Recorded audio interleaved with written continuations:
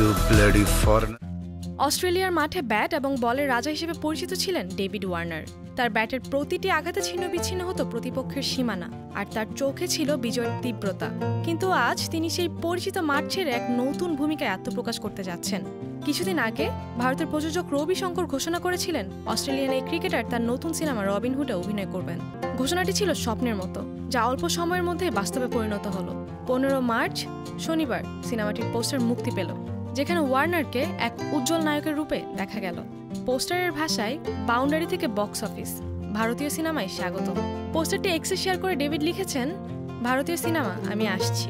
রবিনহুডের অংশ হতে পেরে রোমাঞ্চিত। এই সিনেমার শুটিং অনেক উপভোগ করেছি। 28 মার্চ রবিনহুড সিনেমাটি মুক্তি পাবে। তেলেগু ভাষায় নির্মিত এই সিনেমার পরিচালক ভেঙ্কি কুদুমুলা এবং এতে প্রধান চরিত্রে অভিনয় করছেন তেলেগু সুপারস্টার নিতিন। সিনেমার কাহিনী আর চরিত্রগুলো একে অন্যকে নতুনভাবে চিহ্নিত করবে, আর ডেভিড ওয়ার্নারের অভিনয়ের সঙ্গেও সেই চিত্রটি পুরোপুরি এক নতুন মাত্রা পাবে। ভারতীয় সিনেমায় অভিনয় করা ওয়ার্নারই প্রথম অস্ট্রেলিয়ান ক্রিকেটার নয়। এর আগে 2016 সালে অস্ট্রেলিয়ার ক্রিকেট তারকা ব্রেট লি বলিউডের সিনেমা আন ইন্ডিয়ানে অভিনয় করেছিলেন। ভারতীয় সিনেমায় অভিনয় করে ওয়ার্নার শুধু তার পেশাগত জীবনের নতুন অধ্যায় শুরু করছেন না, বরং তিনি নতুন করে দর্শকদের কাছে পৌঁছানোর এক অভিনব পথ খুঁজে পাচ্ছেন।